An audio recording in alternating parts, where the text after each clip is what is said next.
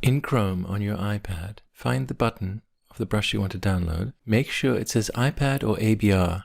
A zip file will not work without being unzipped first. Tap to download the brush. Look down at the bottom. Chrome will ask you to tap again to start the download. Once it's done, you can choose Open In.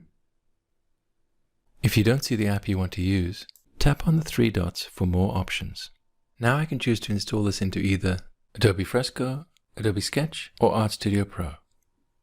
When I tap on Artstudio Pro, it opens the app and installs the brush. Make sure your brush tool is selected, and then you will find the brush you just installed down here. I'm going to go back to Chrome, and this time install it into Adobe Fresco. It opens the app and installs the brush.